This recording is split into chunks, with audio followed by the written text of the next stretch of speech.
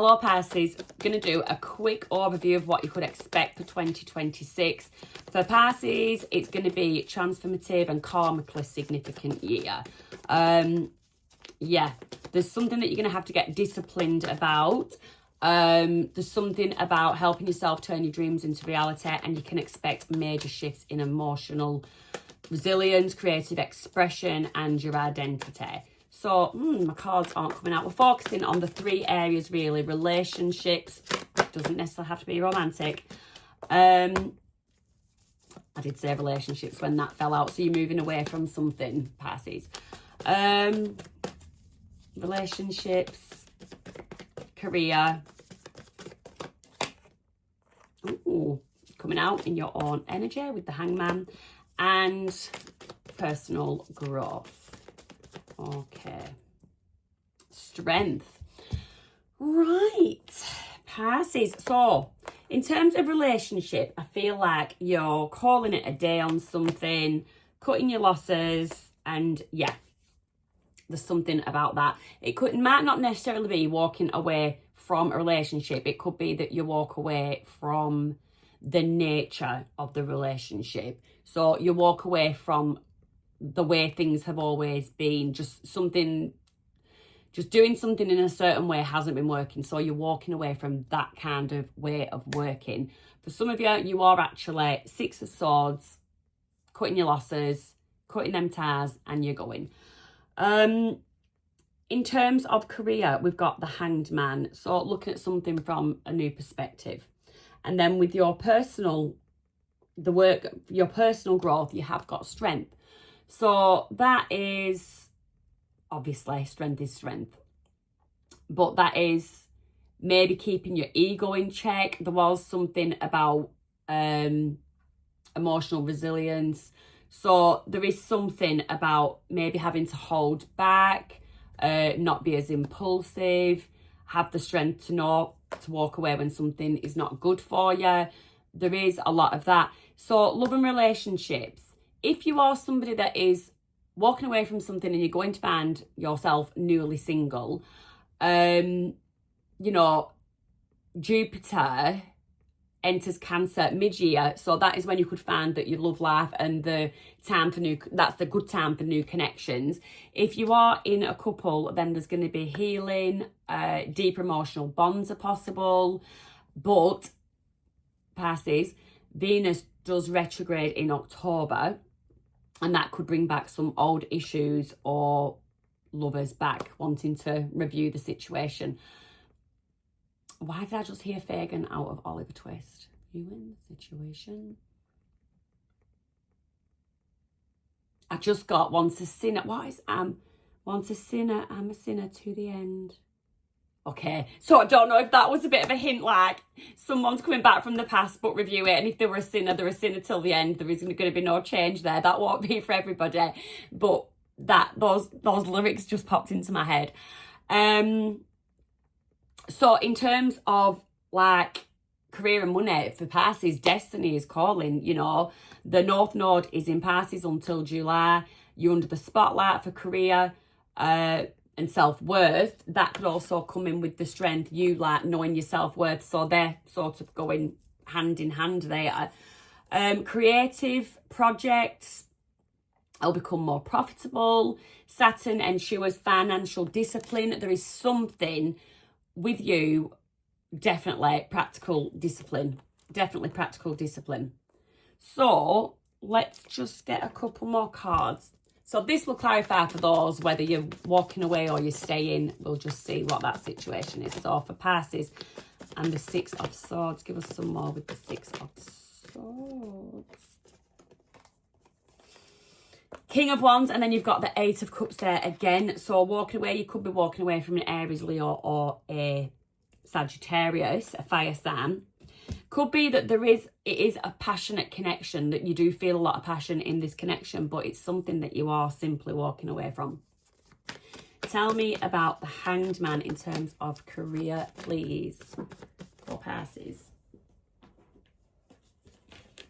Something that you've been working with, something, 9 of Pentacles, something you've been working on independently, or it's something, the Sun in the reverse. it's something that you feel hasn't been working and you're deciding to go it alone. So the Sun, it is the happiest card in the deck, but it's like, and with that Hanged Man as well, like something hangs in the balance. I just get a bit of a risky energy, but it's an energy that you're willing to take. And again, I keep going back to it, strength. It's going to take strength to take that risk. So there is something incredible. I don't know if you're going to leave your employment, start off a business of your own, but there is something that you just feel it's a risk, but I do feel like it's one that you're willing to take. So tell me about this strength, please. Nine of Wands. I'm going to sneeze. Nine of Wands. So Wounded Warrior. There is a situation or circumstances or a person you've been dealing with that's caused you a lot of stress. This is the Wounded Warrior card, but they're not actually down and out. It's like it's not over. You know that there's more to life and you can happily move on. And then you have the Wheel of Fortune. So I said destiny calls. Yeah, I'd already said destiny calls. There is something destiny calls. And I think as well, with it being a transformative and karmically significant year, I feel like it blends along with that practical discipline. Some kind of spiritual awakening blends in with that. So spiritual awakenings, you know, it's all that inner work. It's not easy to do. So you might be someone that is doing the work and it's not all come by your meditation, humming and, you know, doing the inner work. It can be a painful experience. It can bring up some unresolved trauma. So I just feel like in terms of personal growth, there's going to have to be not a small, like a big element of strength. So I feel like there's somebody, it's time to face something. Yeah, the Wounded Warrior, head on. It's time to face something head on, something that has just remained unresolved in your life. So, not that one. Let's see if any of these oracle cards clarify anything that I have been saying. Moonology, please, for Pisces. Moonology, please, for Pisces. A time to give rather than take. So I'd say that it is a time to give to yourself. I would definitely take this year as some kind of spiritual growth, and it is time to pour into yourself. If you haven't been pouring into yourself, it is time. Hearing Mariah Carey, All I Want for Christmas Is You. Why do these songs keep popping in my head, and why? What made me think of Mariah Carey then? What did I even say? It's time. Yeah, it was that. So wisdom, knowledge, understanding. You need to start learning about yourself. You need to start understanding maybe why you respond, why you react to where things are, or to how things have been in the past. But there's something about wisdom. But because you are choosing, you're sort of someone that is realising, I need to release what no longer serves me. There is like a degree of wisdom that you've already fathomed, that you've already gained. But I'd say keep building on that. We can always keep learning, learn about ourselves. You know, learning about ourselves can teach us so much, and it can actually explain so many things that have gone unanswered. So keep doing that work. Keep doing that work. Give us an energy that flew out. Oh, wow. What a nice card. In God's hands. My trust in life is implicit. God's greater knowing and greatest love guide my heart and my choices. My faith is steady and I remain true to my light. Everything unfolds according to God's will. So that strength, you know, the strength card being there, that's having faith. It's trusting. Yeah, definitely the Wheel of Fortune, waiting for that wheel to spin. You're definitely someone that's having faith, and yeah, leaving it to whoever, God, the divine, the universe, whoever you believe in.